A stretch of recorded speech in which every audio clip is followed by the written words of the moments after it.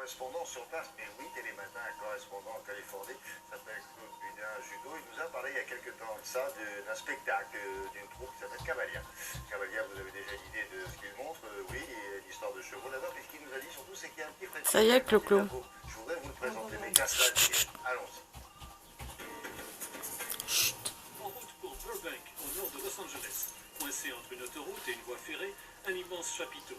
C'est celui de Cavalia, une troupe d'artistes où se mêlent chevaux, acrobates et effets spéciaux, et dont le créateur, Normand Latourelle, est un des fondateurs du Cirque du Soleil.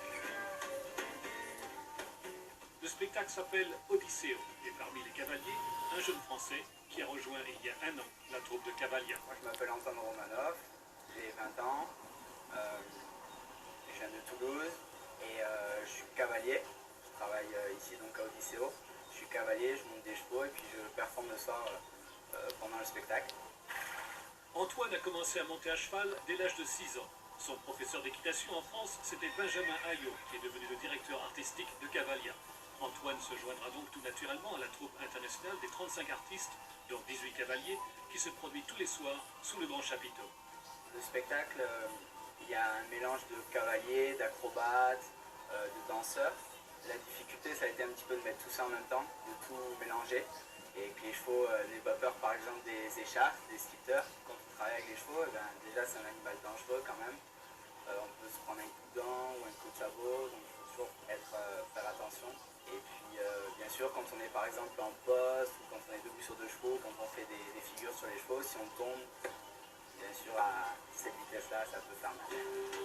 Côté dressage, il y a toute une gestuelle codée très précise qui permet à l'entraîneur d'établir un dialogue avec le cheval. On a des expressions qui reconnaissent, soit avec la voix par exemple, soit avec notre corps quand on veut leur demander de s'arrêter. C'est un petit peu comme le langage des signes. Dans leur instinct, il faut faire attention aux prédateurs.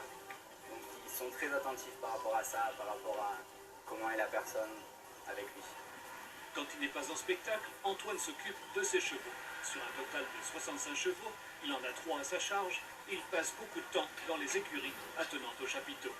Une installation impressionnante car il ne faut pas moins de 110 semi-remorques pour transporter le tout de ville en ville. En fait, tout ça, ça se ferme et puis on envoie directement, c'est un conteneur qui est derrière un semi et puis c'est envoyé directement à la prochaine ville. Une installation qui offre aussi aux chevaux tout le confort, comme l'air conditionné et un traitement digne d'un spa. Nettoyage à la brosse, démêlage de la queue et de la crinière, douche revitalisante et tressage réclame.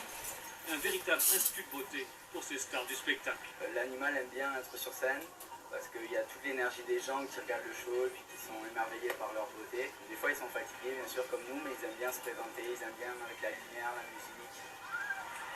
Et les spectateurs aiment bien aussi. En 2 heures de spectacle, ils sont transportés d'un paysage à l'autre grâce à des projections sur écran géant, une musique envoûtante et une performance féerique. Un monde qu'Antoine adore et où il a appris une grande vertu. J'ai appris à être très patient avec les chevaux, parce que sinon ça marche pas, si on les prend de fort, ils essaient de se rebeller, puis ils sont bien sûr plus forts que nous. Donc la patience, la délicatesse, et puis avoir une bonne relation avec son cheval pour que ça fonctionne bien.